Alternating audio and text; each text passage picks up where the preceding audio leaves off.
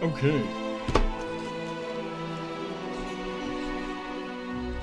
So, I'm gonna be playing Pathfinder Rapid Wages.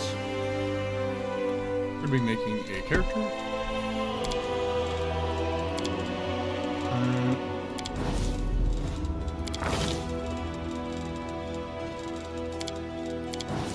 We're gonna be making an Arcanist.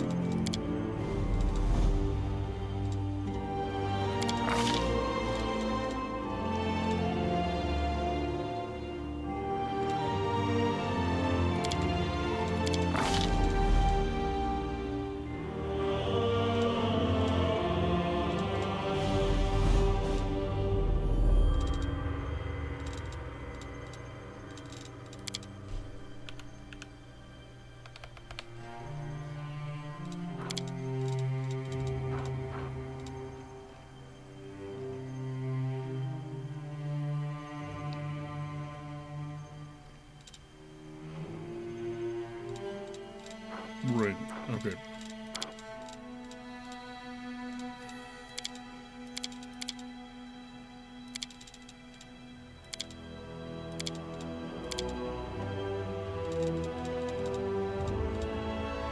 Nexian Scholar.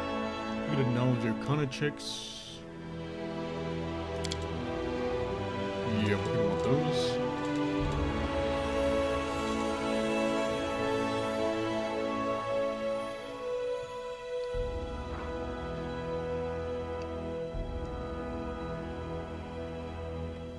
That's fine. Okay.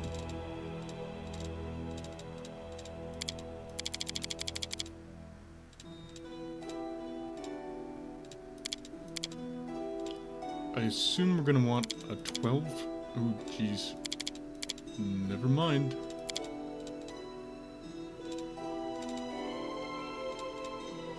Hmm.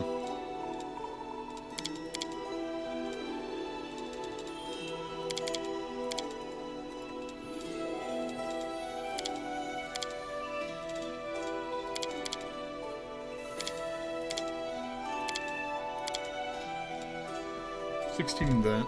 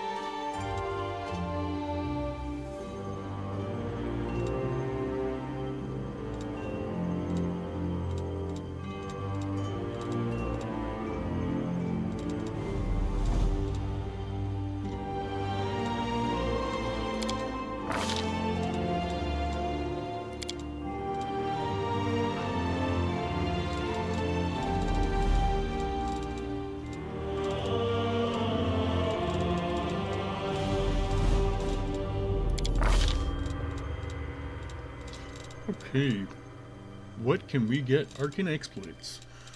So, some of these are probably better than others.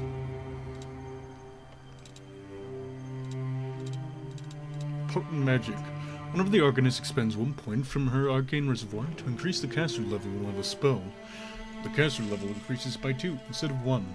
Whenever she expands 1 point from her arcane reservoir to increase the spell's DC, it increases by 2 instead of 1. Seems a little bit more important, honestly. Force Strike.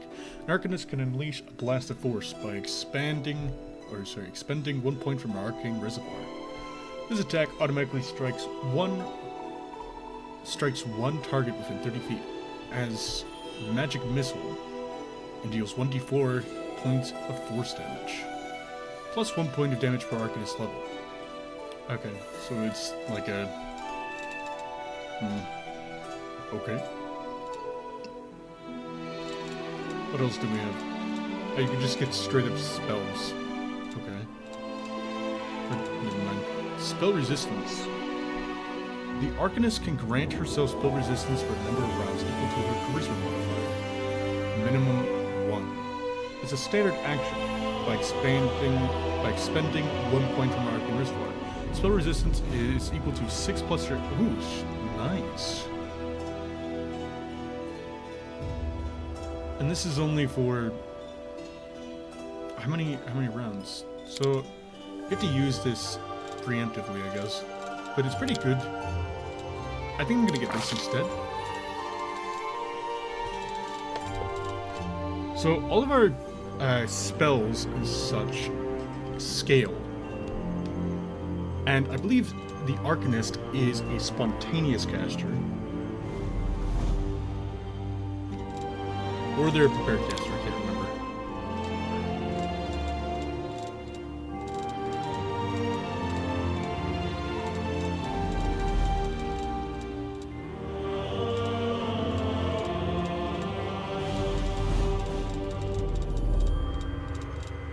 Okay.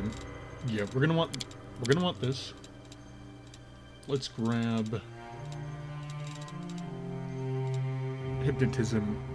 Your gestures and drawing incantation fascinate nearby living creatures, causing them to stop and stare blankly at you in a dazed condition. Roll 2d4 to see how many HD of creatures you affect. Let's grab Mage Armor instead. Mage Armor, it lasts for 1 hour per level, so it'll start at 1 hour at first level. Reduce person, that's actually pretty good. And then we want to grab enlarge person too.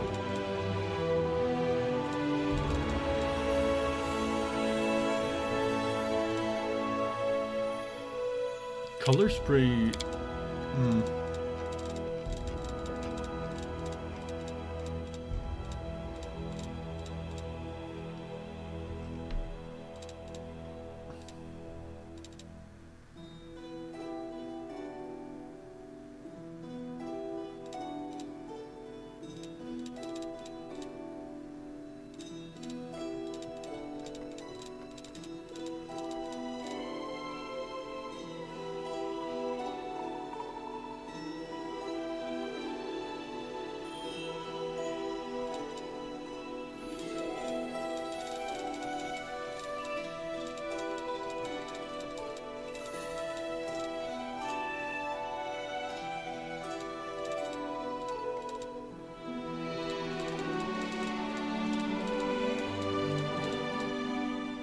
Oh, right, Cause Fear. That's probably a good idea. Grease, definitely a good idea. And then I guess magic weapon would be for someone else. Ray of Enfeeblement. You must succeed a ranged touch attack to strike a target. Subject takes a penalty to strength equal to 1d6 plus 1 per 2 caster levels. Okay. Grab that, and then protection from alignment.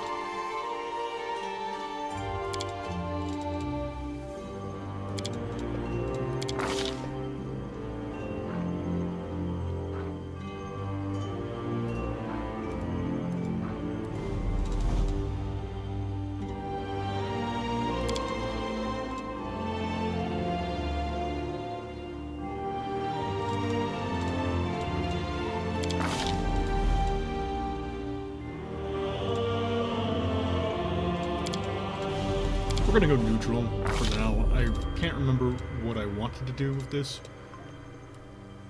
Right. Wait. This is the male elf, right? trivial task.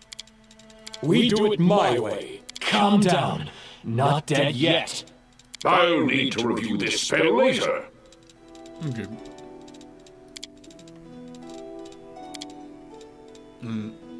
Body type.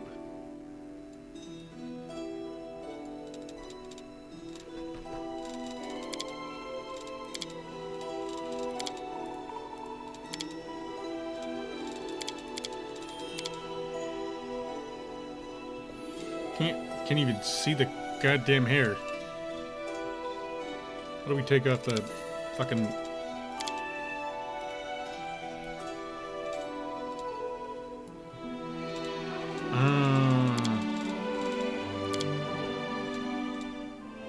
There we go.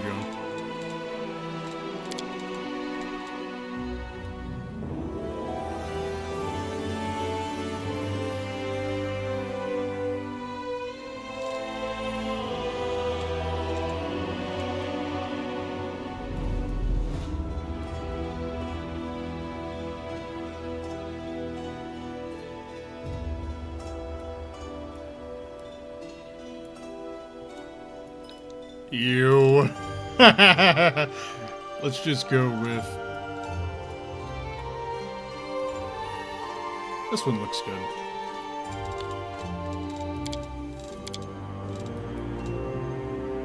Okay. And then...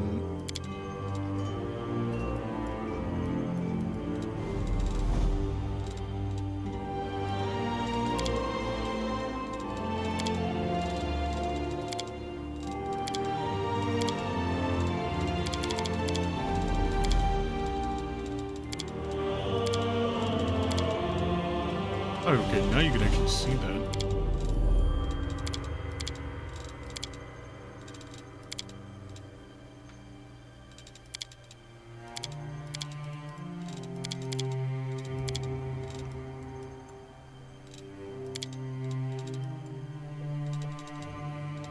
Okay.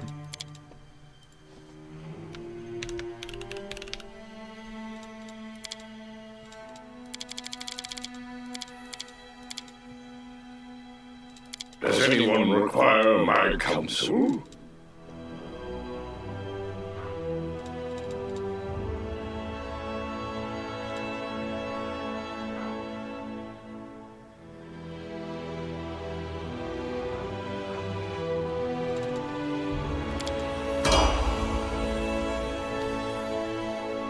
I've never played an Arcanist before, but we'll see how it goes.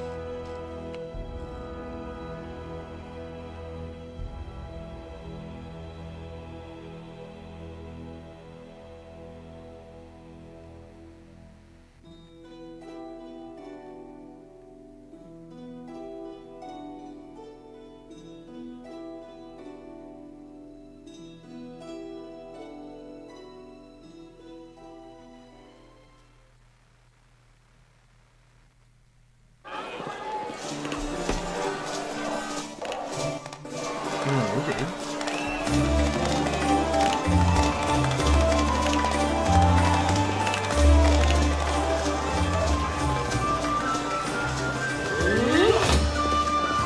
Like way coming through. Fetch a healer quick. Okay. Hey, somebody! We got a wounded fighter. Can we get a healer over here? My, would you look at this? But why would you drag a wounded fighter into the middle of the festival square? Couldn't he be carted off somewhere else, like, oh, I don't know, an infirmary? Or an accommodating ditch? Oh, that's quite rude. Make room, everyone! Step back!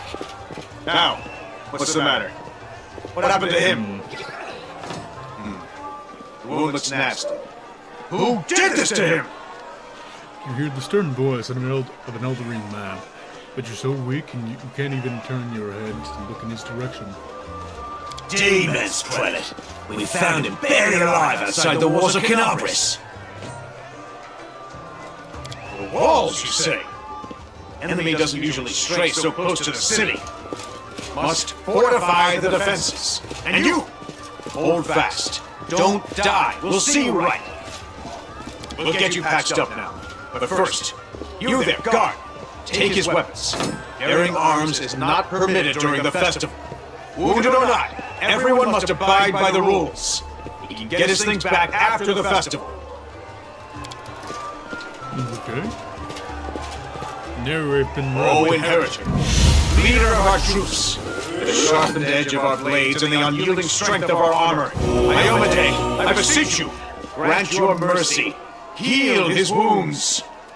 Iomade, also known as the Inheritor, Light of the Sword, and Lady of Valor, is the goddess of righteous valor, justice, and honor.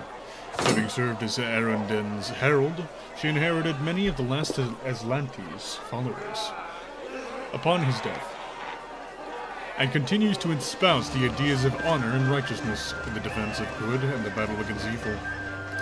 Okay. My powers are not enough here. Someone call for Terendelev. You then! Yes, you! Stop dithering and gawping and make yourself useful! Go and get Terendelev! Prelate, surely there is somebody else here better suited to running errands. I'll get her! Terendelev! Has anyone seen Terendelev? Be quick about it before it's too late! Now, who are you? I don't remember seeing you before, and I have an excellent memory for faces. Just passing by? And how am I to know that you're not a demon spy? Or worse! How would I know if I'm a demon spy? Wouldn't it be quite obvious? My dear prelate, please, for the sake of the festivities, stop interrogating this poor man. He has been through enough already. Go on, I'll take care of him. That's quite true. All right, as you wish. Are our protector, and a dragon at that. So I shall defer to your wisdom. But be on your guard. I've been informed he was wounded near Canopus. That means the demons are prowling just outside the walls, and the city is crawling with their spies. Others may be able to relax on this holiday, but not you or I. Not the defenders of the city. We don't actually know what happened to us. We just popped into this city. I loose the grudging grip of pain. Cast off the veil of suffering flesh. Let light and life go forth in triumph to repel the skulking shade of death. There. A beautiful silver-haired woman leans over you. She seems ageless, her face wholly unlined. But centuries-old sadness gleams in her eyes. The longer she speaks, the stronger her voice becomes. My name is Terendelev. I'm the protector of the city. Wow, really? You don't believe me? Perhaps I should retake my true form and engulf this square with my ice breath to win your trust.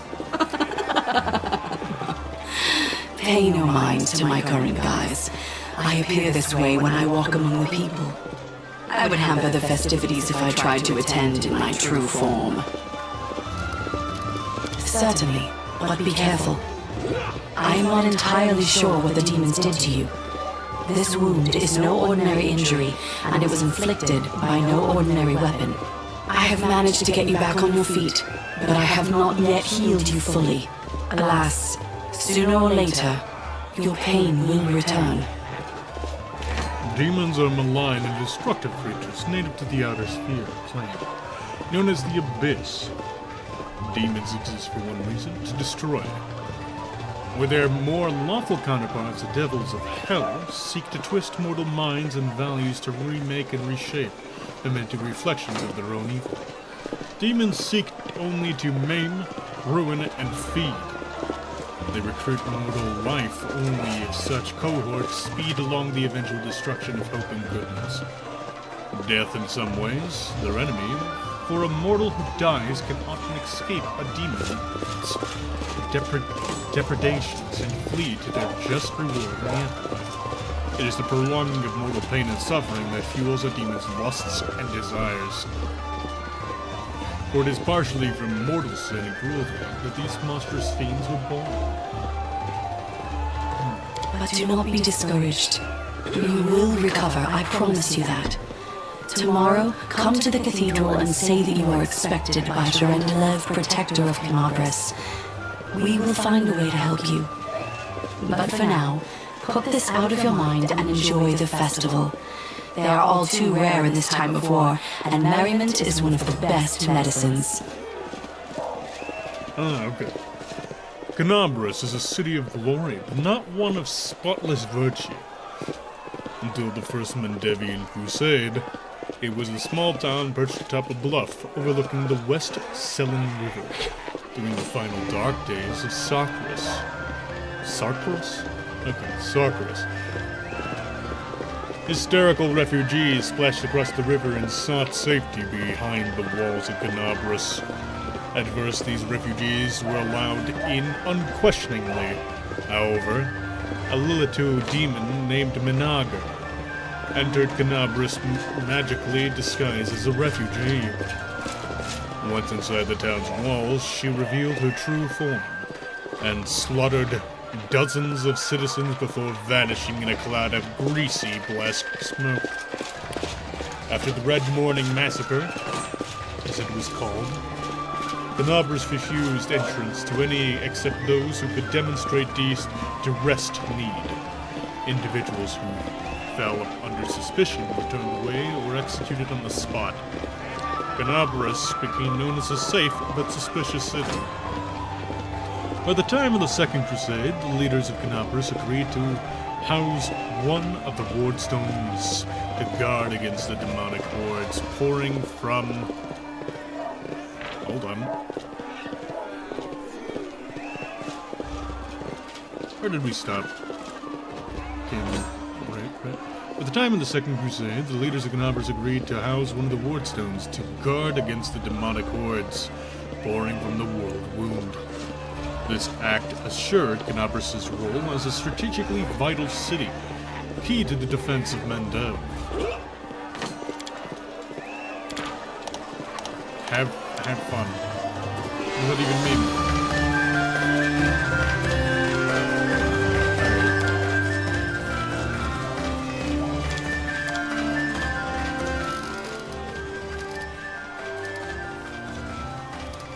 That's a tad bit loud, I'm gonna be honest. Nope.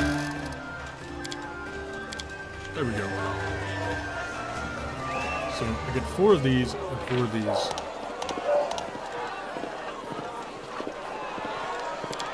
Okay.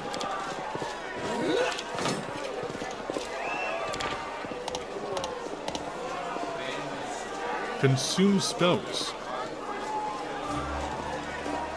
I know, that's fine. Okay. So, no suitable spell slots.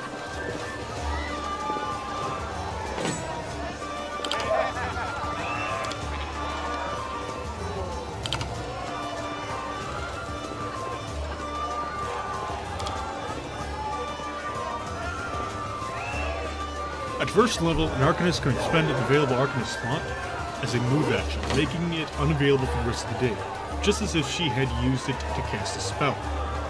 She could use this ability a number of times per day, equal to her Charisma modifier.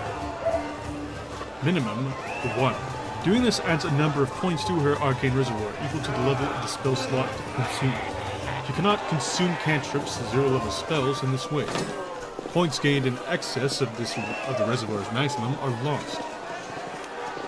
Oh, okay, so I can use these spells and cast the other ones. So if I use this, I could cast Enlarge Person, or Reduce Person, or any of these things. I have no idea that's how that works. So you do have to prepare some of your spell slots. Okay, yeah, so you have memorized spells, and then you have other spells that you just gain on your own. That's fun. Okay. It's different from the wizard.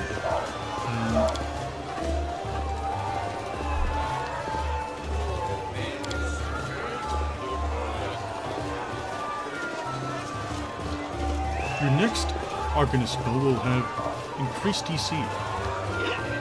Your next Arcanist spell will have increased cash flow.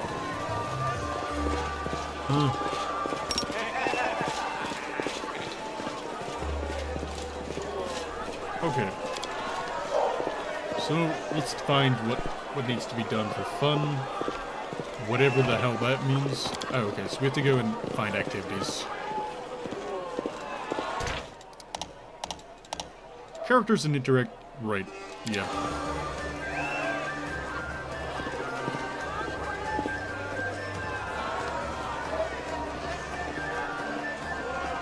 I don't... Okay.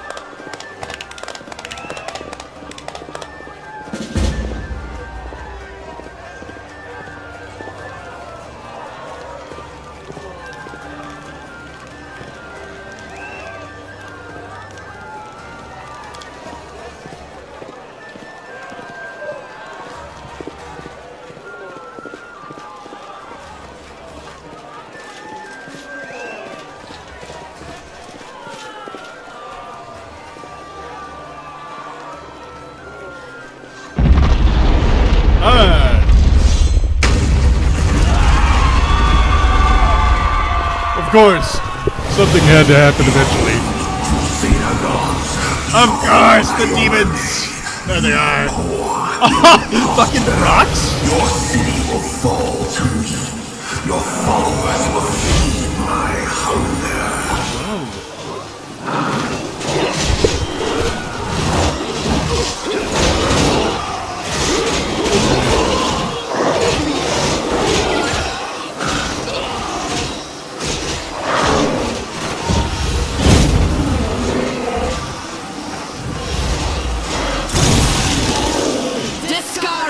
Lord of Locusts, leave my city!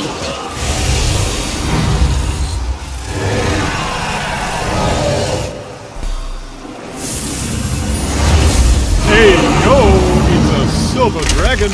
Oh, shit. Let the feast begin. Oh, we're so fucked. Discovery's here. Discovery himself. Blimey! One minute we had a dragon, the next, bam, she was gone. What are you gonna do? Fight or flee? Flee is your plan. Let me help you out. I've got a scroll here with a good protective spell. What? Why does a guard have a spell? I mean, I'm not doubting that he's able to get his magic. It's just most guards are usually like civilians. You must have got a good drubbing around the head, brother. Discovery's a demon lord, the most fearsome enemy of all crusaders and all living things, come to think of it. I've seen you before. Yeah, you have. You owe me your life. I'm the one who found you outside the walls and brought you inside to be healed. I see they patched you up. Good thing they did it before the attack, or else you'd have been done for.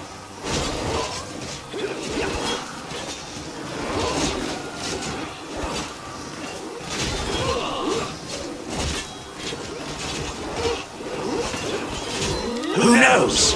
Everything's on fire, crashing down around our ears. Place is crawling with demons. Looks like a whole army attacked the city.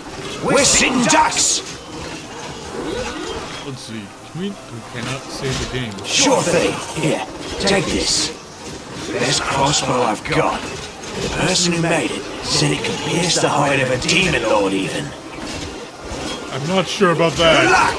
Try not to get eaten now!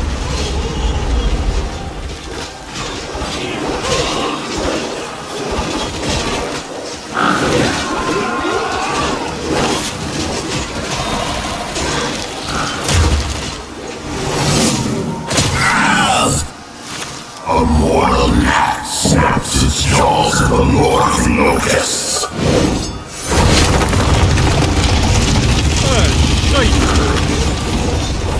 Behold my money.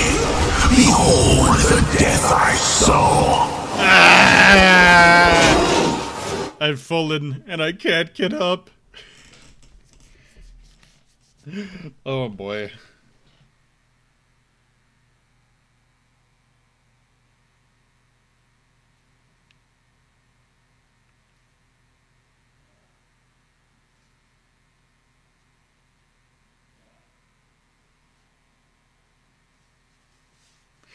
Alright.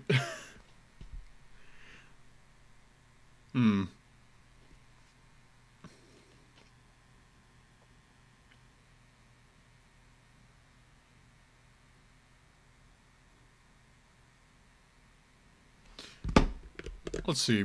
Is there anyone in chat? No, there isn't. Not as of current.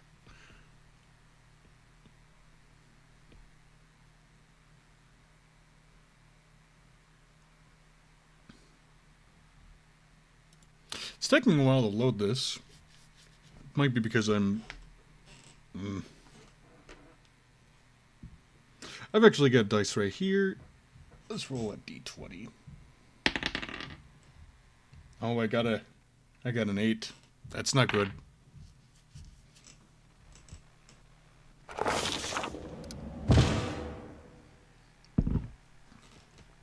Trapped in the darkness, the silver dragon Terendiliv, the defender of Ganabras, fell in battle.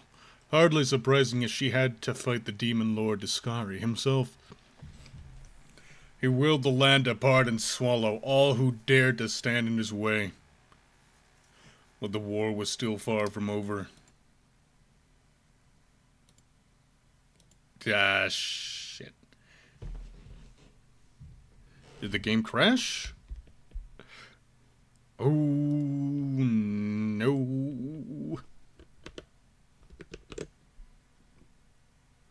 Please tell me it did. Oh, shit.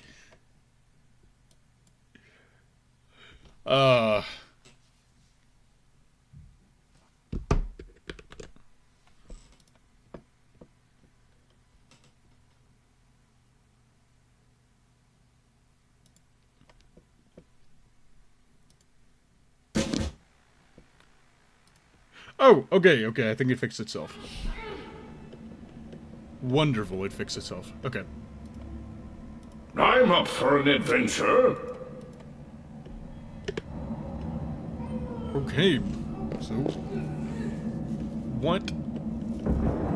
Where?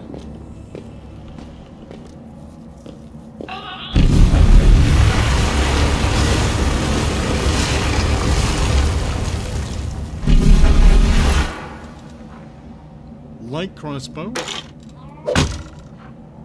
Oh, and I have engraved lucky bracers.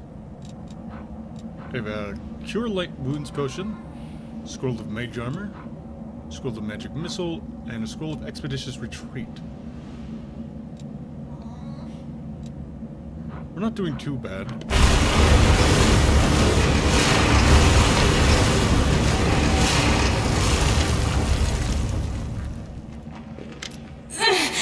Holy mother of... A small woman with messy brown hair winces in pain, uttering a stream of curses through clenched teeth.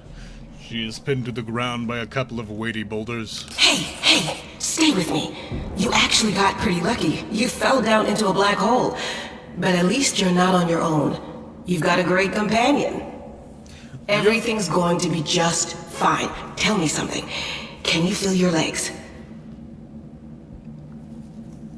The young woman in knight's armor studies the rocks intently, clearly trying to work out how to move them. I feel them all right. When say no to a little less feeling in them. My ankle's killing me, but my back seems to still be in one piece. My head, too. That's all that matters. Now, we're going to... Hey! Fancy meeting you down here. You're the one that Terendiliv healed today, right? You aren't injured, are you? Will you help me get her out from under the boulders? Sure, I guess. We don't have to rely on brute strength for this. I'll try to find something or to use as a lever.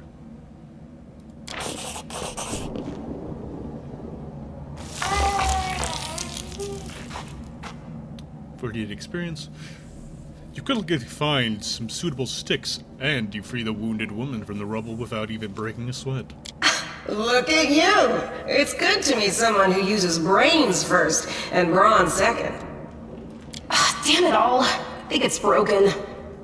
Oh well, I've had worse. I'll just make myself a splint out of something. Thanks for the help. I wouldn't have lasted long on my own stuck under there. I'm Anevia Tirabade, of the Eagle Watch. I was overseeing security at the festival square. I thought maybe spies or demon worshippers might have something nasty planned. What actually happened, though? Now that I did not see coming.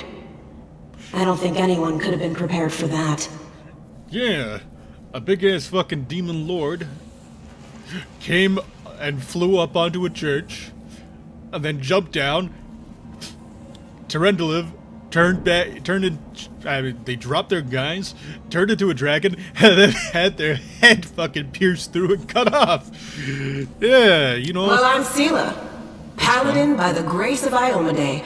I crossed the whole continent to come to Mendeb and fight demons. And well, I've been fighting for a while now. Great.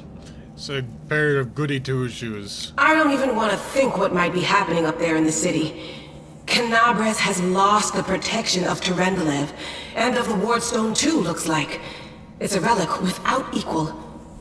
It was placed here personally by Iomede's herald, with the goddess's blessing. I really wanted to go see it, to pray before it. But there's no point worrying about a stone when there are people dying in the streets.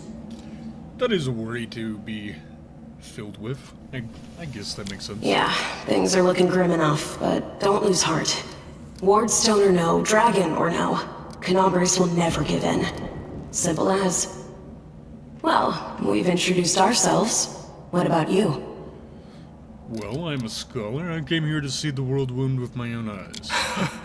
Didn't you pick a great spot to do your research? I know what you scholar types are like. When it comes to your intellectual curiosity, you just don't see danger. And in the world wound, we got more danger than anywhere else. I don't know. I think the danger's well worth it. If you're going to come to a place filled with danger, it's definitely a prime spot for learning. You should be glad we still got scholars who want to come here to study our enemies, and not just stay home to count the spots on butterflies. I'm sure somebody else is already doing that anyways. Now then, I'll hobble my way out of here somehow. The city ain't far, only 30 paces or so. That's if you're going straight up, of course. I'm afraid we're gonna have to go the long way round. Okay. To summarize, there are 3 of us, with 5 working legs, 3 pairs of decent hands, 2 clear heads, and 1 made of wood. That's mine. Underground monsters beware! Anevia, you stay behind us. You're in no fit state to fight. If we do come up against anything, the 2 of us will try to manage on our own first. Well, onward! May the good deities lead us back to the open sky soon. Why don't we just stay down here? It's much safer.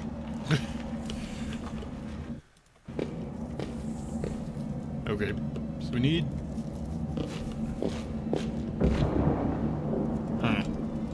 How do I... Oh, right.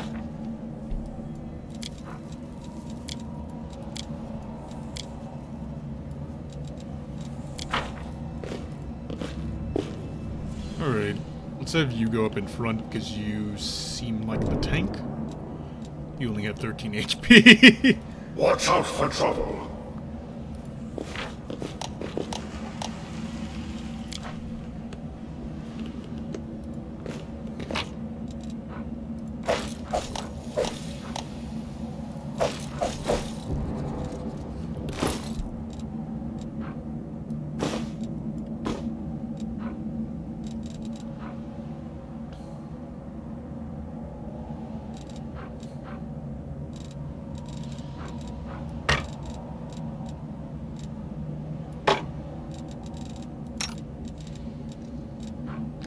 Jeez, you have a lot of stuff here.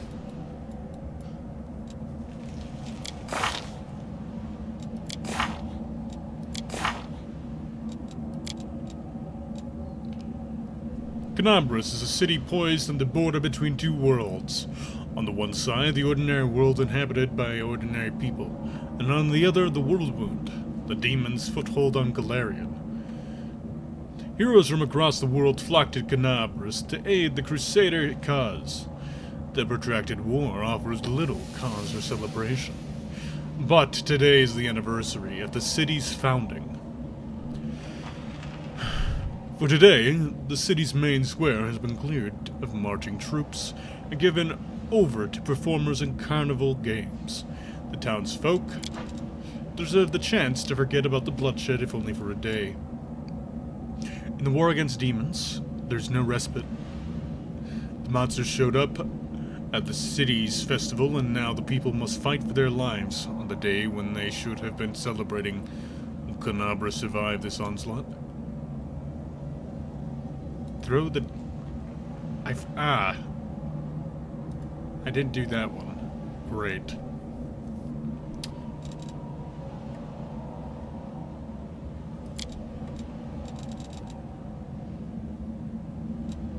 Last chapter to complete this quest, or it will fail afterwards. The festival organized to raise the spirits of the city has ended in death and destruction. Those lucky enough to survive ended up in the ancient catacombs beneath Canabras. Catacombs in which, so the rumors say, live a brood of bloodthirsty humanoid creatures. Find the way up. Even at the best of times, the caves beneath Canabras have always been considered a deadly trap. But now that earth tremors have collapsed many of the passages, it will take a miracle for those swallowed in the darkness to find their way back to the light. Okay. Keep your calm.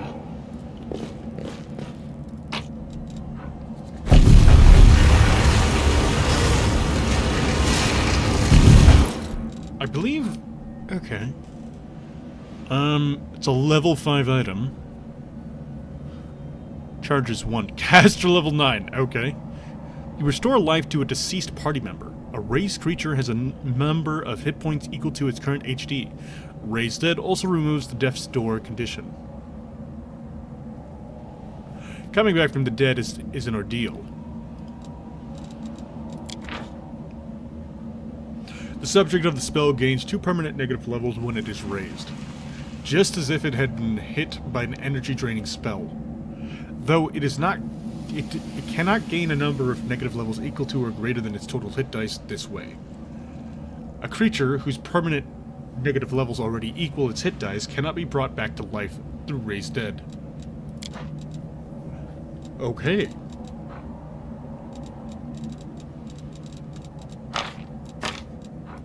I don't even know if we're ever going to use that. Is also...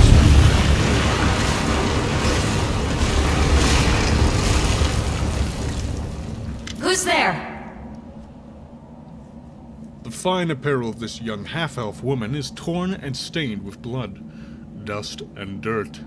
However, she holds herself with such dignity that you would be forgiven for thinking you were at a high society party, and not in the dank catacombs under the city.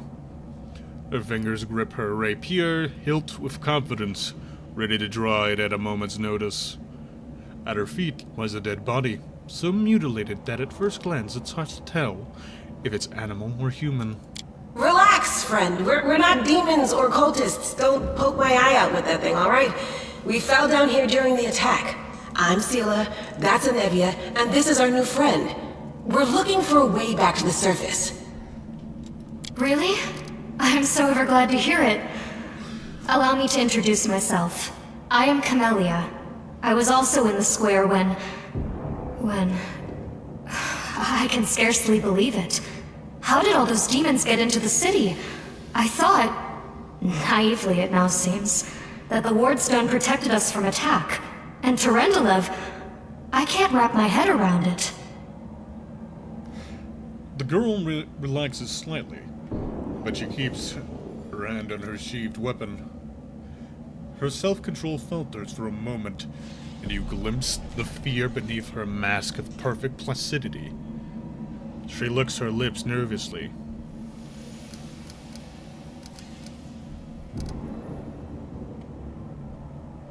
I don't know. He must have been in the square when disaster struck. I tried to revive him, but he was already dead, sadly. He didn't get these wounds from the fall. Be on your guard. Whatever killed him likely hasn't gone far. Hang on. I think I know him. His name's Aravashniel, the egghead from the library. He was a good lad, even if he was kind of stuck up. May his soul rest in peace.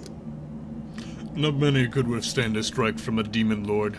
Not even Turundlev. I can't argue with that. We're fortunate to be alive, albeit underground. Daskari himself has come to Canobras. There's no mistaking that ugly mug. Turundlev tried to fight him, but what could she do against a near deity? Even the Wardstone was no help. Our city used to be protected by powerful forces, but now... We've seen how powerless they truly are. Henceforth, we shall have no one but ourselves to rely on, I suppose. We need to keep moving. There must be a way back to the surface somewhere around here. That's right. It would be the height of foolishness to survive a demon attack only to perish under a pile of rubble. Jeez. I don't want to die and be buried underground alive. Are you coming with us then? The more the merrier, and that blade of yours is nothing to sniff at. Certainly. Survivors should stick together. It's only sensible. Who knows what else could be prowling about in these caves? Let's see if this poor bloke has anything useful on him. Not to sound like a heartless brigand or nothing, but we kinda need all the supplies we can get right now.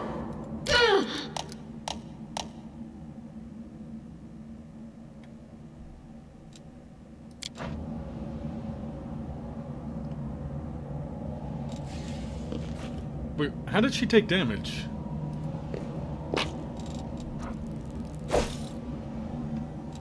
I'll watch your back.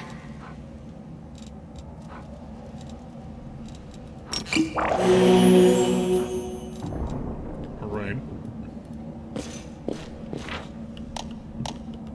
Lighting. In dark places, it's hard to see anything. Light spell or an ever-burning torch. Keep your wits about you.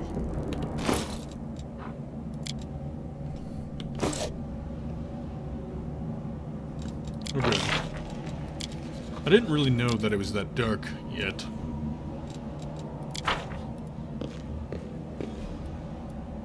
There are many roads to success.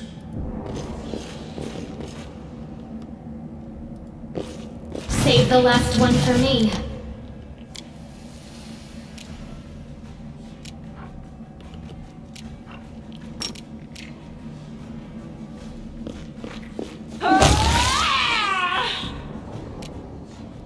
Whoa.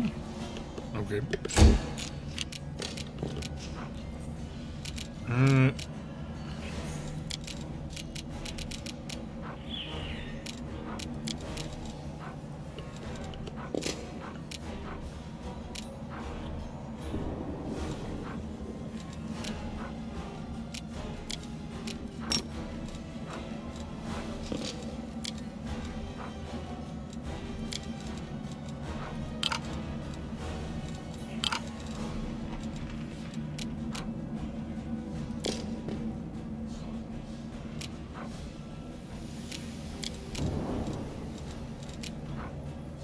Oh, you only get 4 of them.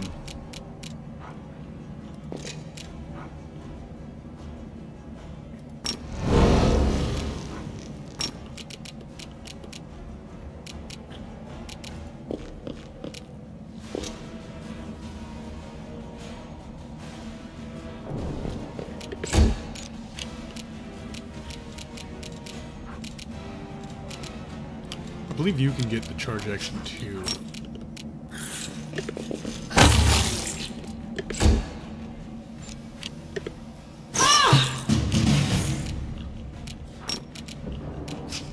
Into the fray!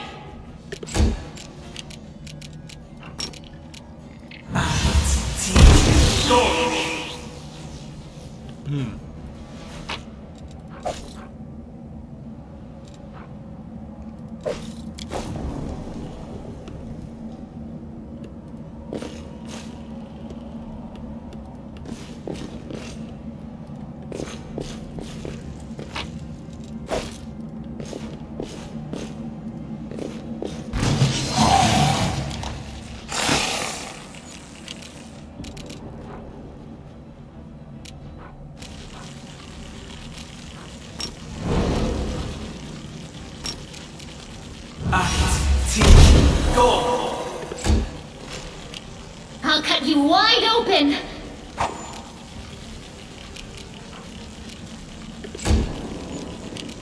The light take you! Okay. I will guide. Let's go to the left first. We are the light! They are the darkness!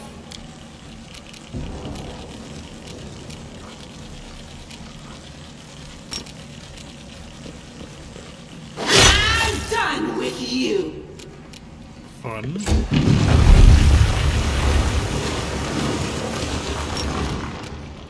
Let's have you charge it. The world in crimson!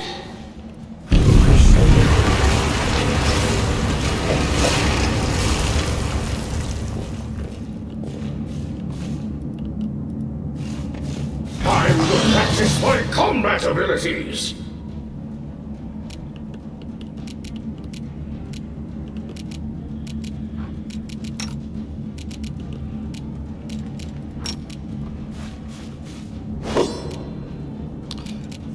Well, crap.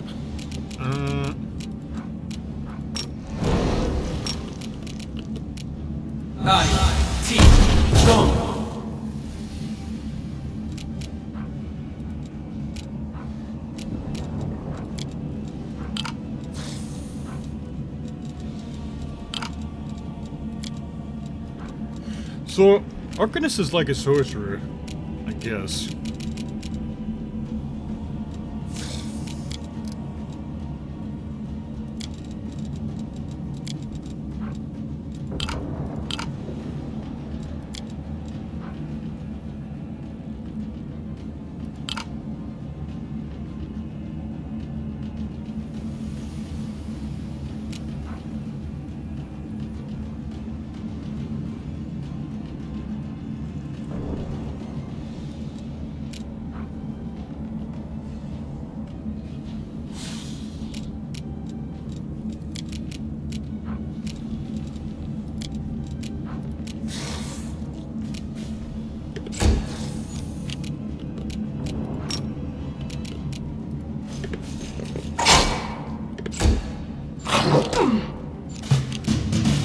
Oh, shit.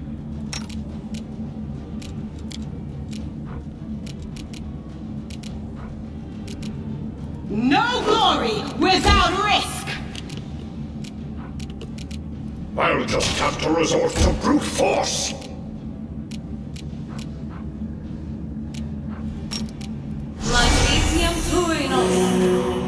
That's better. Okay. The Inheritor, guide my blade! So it comes to this. Nice. Okay.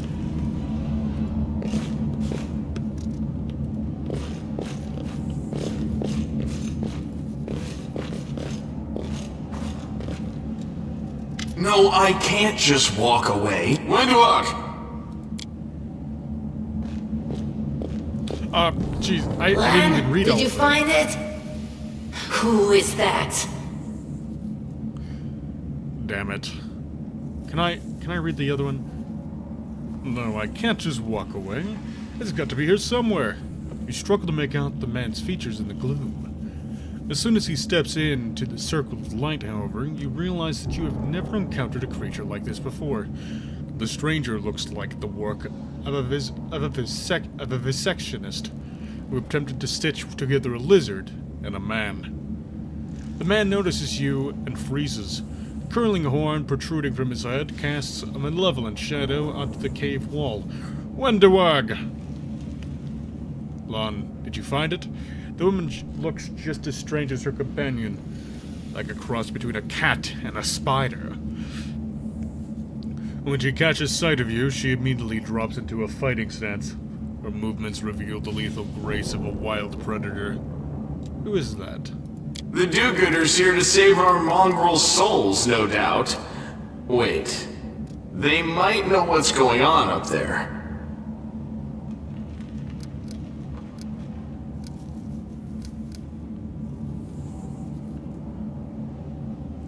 Mongrel? What are you? Tieflings are the descendants of people who sullied themselves by mating with demons. Our ancestors would never sink that low. We are the Underground Crusaders, the children of the Crusade's finest. Are you, though? Sadly, Underground Crusaders is a bit of a mouthful, so people usually just call us mongrels. Right. Okay. And why would you want to be called mongrels in the first place? Maybe you should have came up with a better name. You just love repeating that, don't you, Lan? Mongrels. That's what the Uplanders call us. But we call ourselves Neithers. Neithers.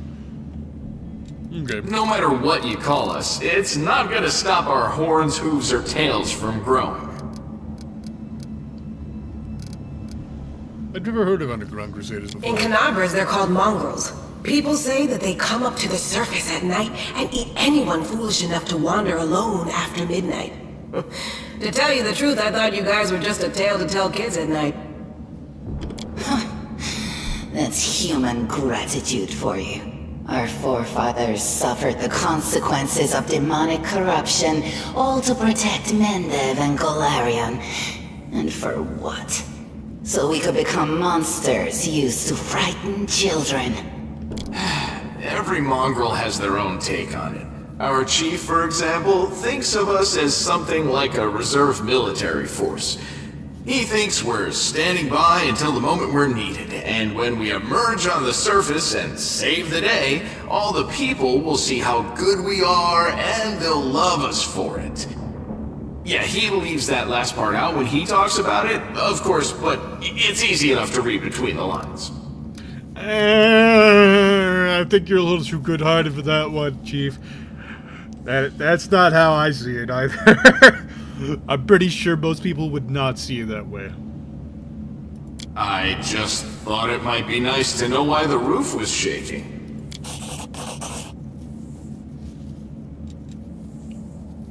Hold on. Is he a part of our party now? What happened on the surface has caused problems for us, and we need to fix them. Demons are laying waste to Canabras. If things are as bad as you say, then we all have to hurry. You didn't come from the direction of the shield maze. Damn it. I couldn't care less about what's happening on the surface, but the maze. I realize that you guys have your own troubles, but we need to be in Canabras.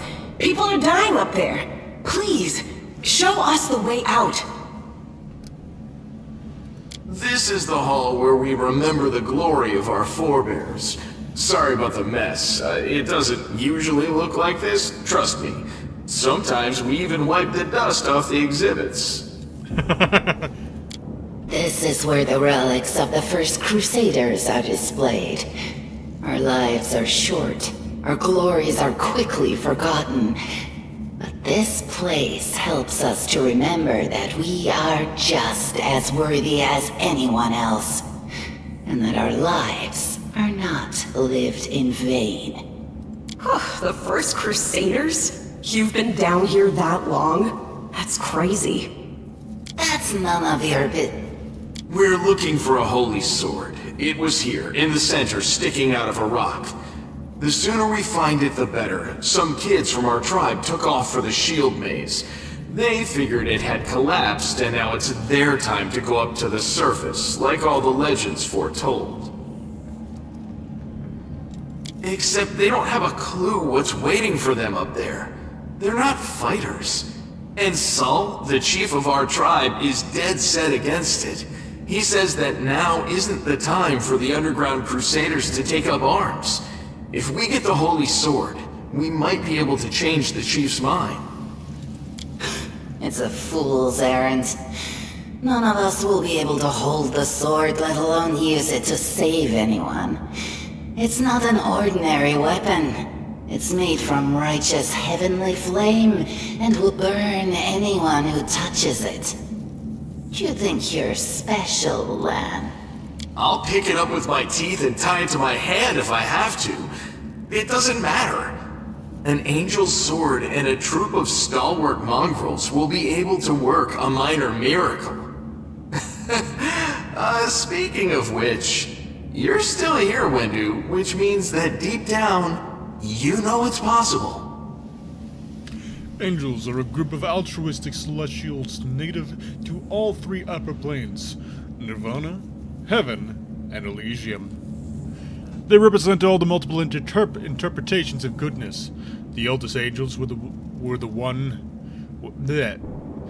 eldest angels were one of the first creations of the primordial deities of good, making them one of the oldest races in the great beyond, and were trained as celestial guardians and servants from birth.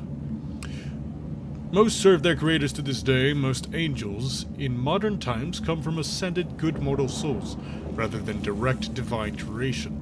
Sometimes these souls even retain aspects of their mortal forms.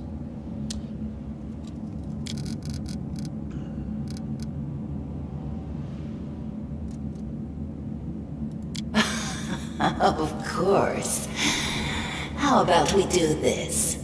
You help us, and we don't leave you here to rot in these underground tunnels that only we know.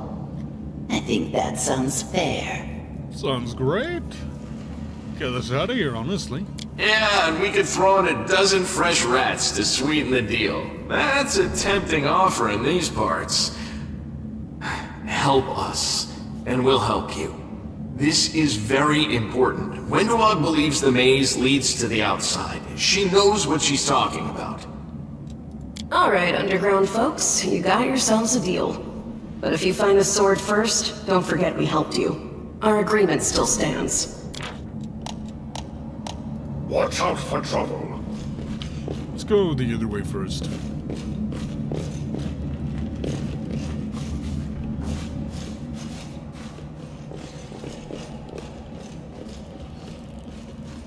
There's definitely some XP around here. Time for words has passed. The spirits demand your blood. Fun.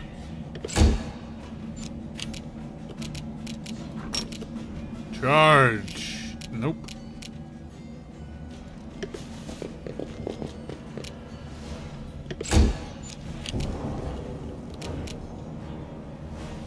You've made your choice. No fear! Ow. Jeez, that's disgusting.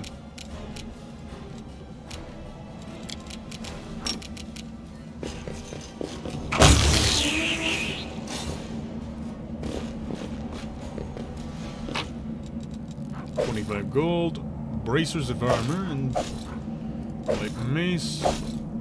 Okay.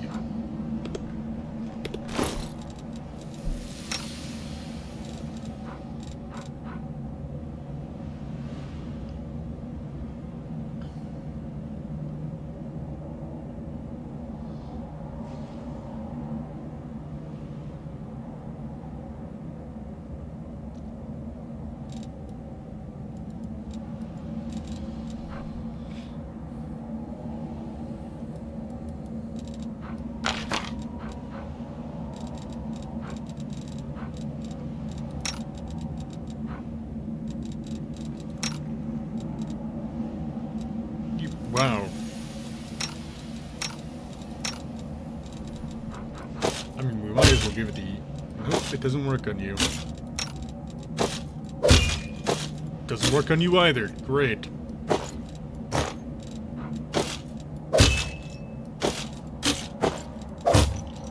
Might as well just keep them with what they have. Alright.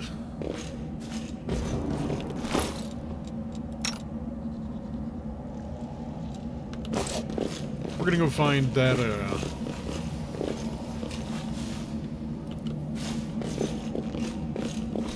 let's go find that sword. Then I think we're gonna move on.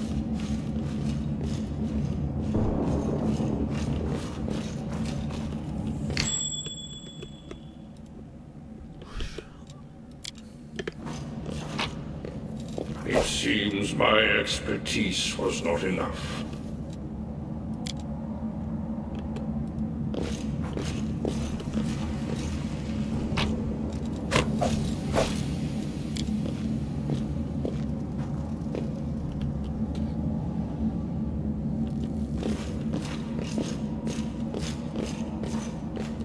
Keep your calm.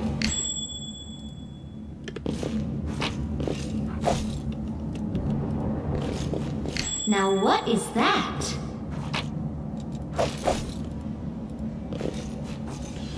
I need to concentrate. How boring. Look at that. It's a holy sword! Day 15, month Eridus! Year 4715. A strange flash pierces the gloom, and Verdeco feels... I can't hear anything? Okay. Verdeco feels drops of searing blood run down his chest. The wound, healed by Tarendelev, opens and weeps scarlet. But there is no pain or weakness. A hazy scene appears, a cave, chamber. This one, or another one entirely. Verdeco's heartbeat quickens, and a stream of thoughts suddenly bursts into his mind. Thoughts that clearly belong to another. Treachery! They betrayed me, trapped me, and stabbed me in the back. My trusted allies. Oh wait, no, is this is an angel. Treachery. They betrayed me, trapped me, and stabbed me in the back. My trusted allies. My treasured friends, the people I swore to protect. The people for whom I descended from heaven. Heaven is a plane in the outer sphere, a realm of pure righteousness, where the forces of good gather to aid those on less virtuous planes, and help worthy souls find rest. Though inconceivably large, it appears to most viewers as a mountain with a mysteriously floating peak. Heaven's residents see law and goodness as largely the same force. Order is the greatest good. The goodness is, and goodness is the greatest order. They recognize the good intentions of the Izadas of Elysium, but view them as misguided children. Similarly, they oppose the lawful evil forces of hell, but credit them with intelligence, and they believe they can at least be reasoned into truces and stalemates, and perhaps even redeemed, and came to this turbulent immortal world. There they are, up ahead in the gloom of the cave. What are they waiting for? Are they afraid to draw any closer? Do they believe I am about to die from traitorous blows? Next to me, a quiet moan. A girl with a golden braid lies on the rocks, clutching her slashed side. She refused to join with the traitors, and paid dearly for it. I could have tried to run, but I will not! Whilst I still have strength, I must. While recognizing the foreign origin of these thoughts, Verdeco intuits that he can control them somehow. Let's try to furiously call up the traitors. I mean, I don't know. Healing the wounded girl would be the more apt decision. Let's do that. A spark of healing magic illuminates the airy, murky scene before Verdeco. The wounded girl opens her eyes and whispers, "Lariel, you said that everything was going to change soon. You said you and the other warriors of heaven would be leaving us on a grand mission to stop the demons forever. Is that true?" The frenzy of foreign thoughts comes faster and faster, like a rushing river, and images flash one by one, or one after another. A priestess in colorful robes observing the stars. A young female paladin praying, clutching her glowing sword. A majestic golden-winged angel gazing into the distance. His face covered by a helmet, but his voice ringing clear. Only if you're willing, and only if you're ready. There is no going back. Then don't waste your strength healing me, the girl whispers. Your mission is more important. You. Take care. It is near. There in the vision, the darkness in the cave stirs into motion. Something massive appears from within its depths, a vague shadow, an outline, a nightmare come to life. A wave of odious chirruping and rustling emanates from the shadow, the sound piercing like hot irons lancing through flesh and bone. The traitorous fall to their knees before the shadows in reverent ecstasy, and the wounded girl thrashes in her death throes. The yawning chest wound burns white hot. Verteco's head pounds with pain. It is no longer clear whose pain it is. The person called Lariel, who sent this vision, or the one unlucky enough to receive it. But Verteco determined to fight off the illusion. But Verteco knows how to resist malign influence such as this, no matter its origin.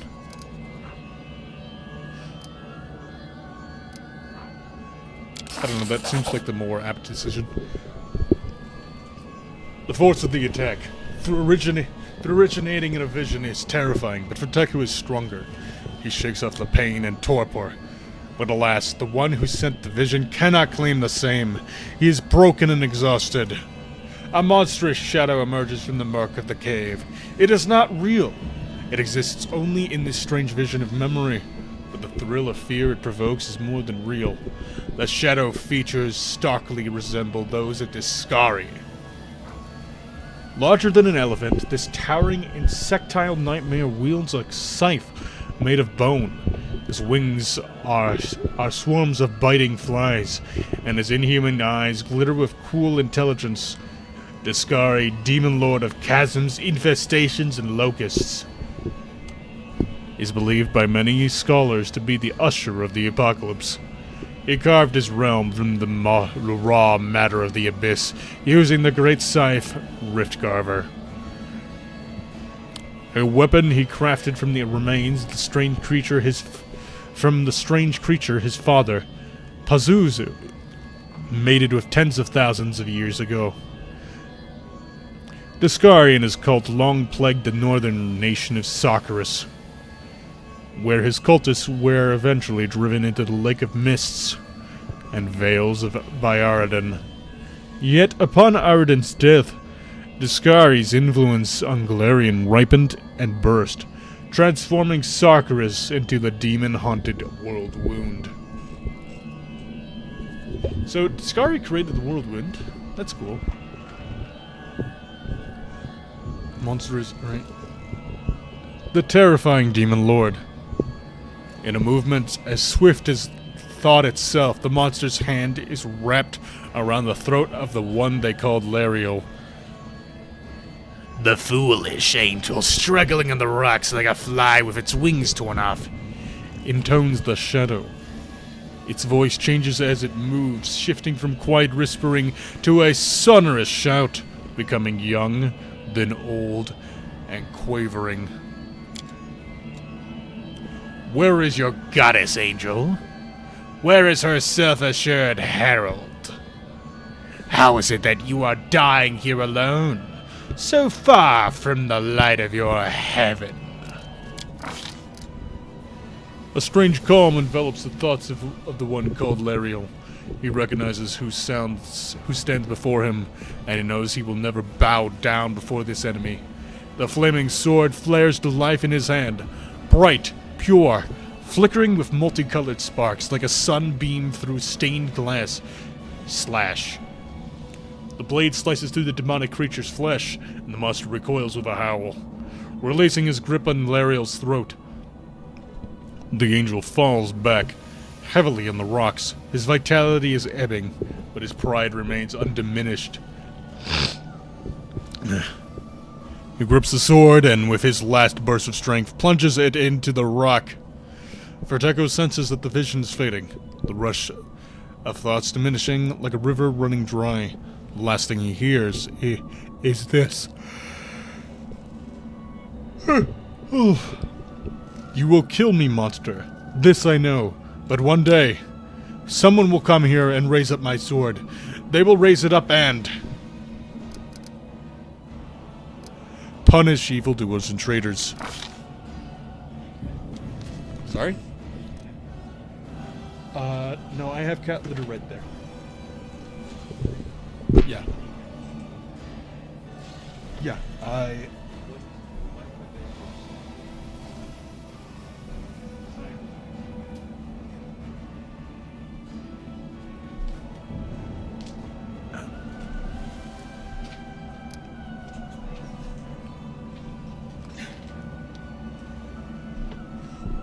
The vision disappears, vanishing in a burst of colors. Vertigo does not hear the final words, but he seems to complete the thought, taking it to heart. The words fly from his lips, and with them something else. The heat blazing in Vertigo's chest fades away. The edges of the scarlet wound close, leaving not even a scar behind. Looking down, Vertigo sees the flaming sword in his hand, or rather, its outline, a memory of what the sword looked like. With a final surge of warm and soothing light, the sword vanishes, and the light is drawn into his hand. Vertigo senses that it will return. All he need do is call it.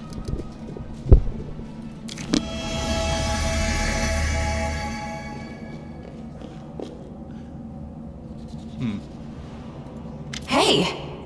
Are you alright? You were kinda glowing just now. I don't know. Had a vision of some sort. Sela kneels before the light, offering up a prayer to Iomade. That was it. The light of heaven. But how? What did you do with it? Where did it go? I think I saw the memories of Lariel, the angel who died here. Lariel? That really was Lariel? The angel from the legends. The ancestors even got his name right on the gravestone. The chief will be thrilled. You. Thousands of gongs and no one's been able to touch it, and now you, an ordinary creature of flesh and blood no different to us, get the sword and start talking about visions. Well, you know how it is in these stories. I'm just special. Now, Wentuog, don't be a sore loser. He is clearly different from us. The sword appeared before him, along with the angel's name and all that other stuff, because he doesn't carry our mongrel taint. Heaven doesn't give a damn how special we are. We're born with evil inside us. Heaven doesn't need to know any more than that. I'm not sure about that. I know you're willing to tear anyone apart to uphold our people's honor, but you and Sol, you just refuse to face the truth. We are the way we are because our ancestors' bodies were corrupted by the Abyss. It does the same thing to plants and animals. There's nothing heroic or special about it. It doesn't make us better, and it doesn't make us worthier. The Abyss is a realm of infinite horror and unlimited danger. Its vast chasms, known as the Outer Rifts, wind throughout the surface of the outer sphere, with the outer rifts of the Abyss open onto realms like Elysium or even Heaven. They are the sites of eternal wars against the celestial races. Here, the armies of good maintain permanent encampments along the edges of the abyssal rifts, and do their best to prevent the rifts spread. For spreading is the correct word. The outer rifts are growing, albeit slowly. Scholars believe that this is a sure sign of the end of all things, that nothing can stop the growing dissolution of the outer sphere, and that at some time in the future, the Abyss will consume it all. Worse, the outer rifts do not constrain themselves to the outer sphere. They can open elsewhere, and have done so countless times before to consume entire worlds. The malevolent whirlwind in northern Avestan is but the latest to appear in the material plane. A rent in reality, that even the full weight of the nation of men dead is unlikely to contain for long. The abyss is possessed of many layers, strung together by the river Styx. Its inhabitants are demons, its rulers demon lords, who wrested control of the plains eons ago. From the primordial Klipoth. Klipoth? What is a Klipoth?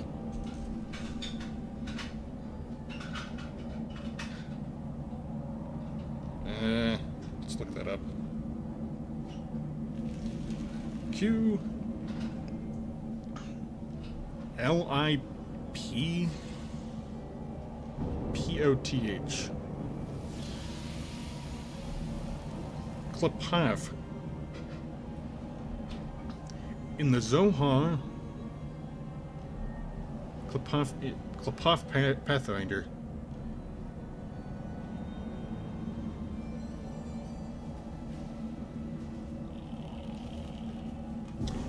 Klipoth.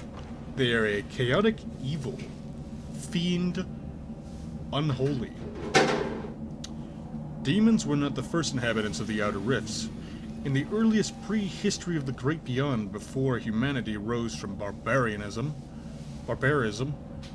before Asmodeus created hell, before the deities began to pay attention to the world of Galarion, the Outer Rifts was populated by the primordial Klipoth. These beings were born from the essence of the Outer Rifts itself, inhuman monstrosities of pure chaos and malice. There's an entire... holy crap, there's an entire set of history on these things.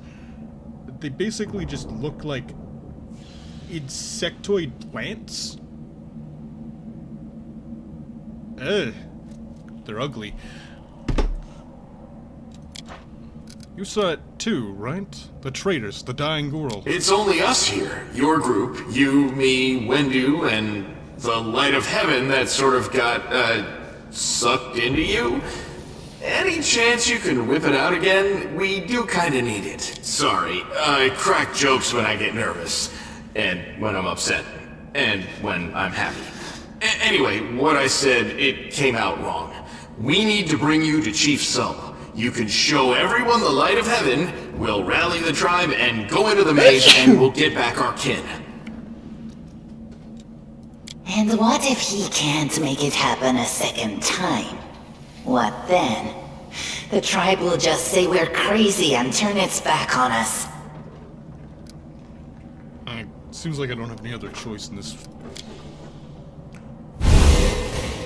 That is just... wow, I mean, that's amazing! Heaven has truly blessed you. This power is the most majestic thing I've ever seen in all my life. Is this what the sun is like, Lan? Yes, it's similar. But this light is more... golden? Chief Sull needs to see this. Now that we have the power of angels on our side, he can't say no. He'll have to assemble a troop to storm the maze. You Uplanders care about your kids, right?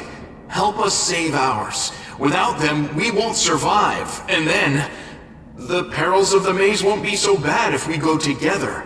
We'll make our way through it and find the way to Canabras.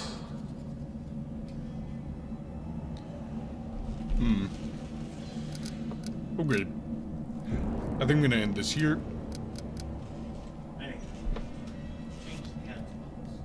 Huh? Alright, yeah, I'll do that. I was just gonna end my stream.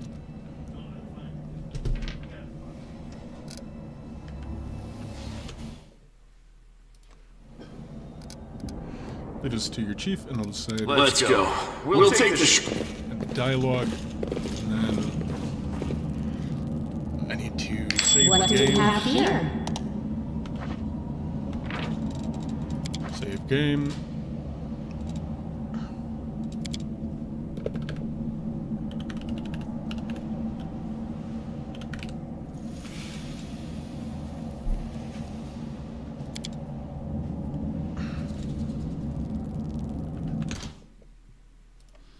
Alright, that's the end of the stream.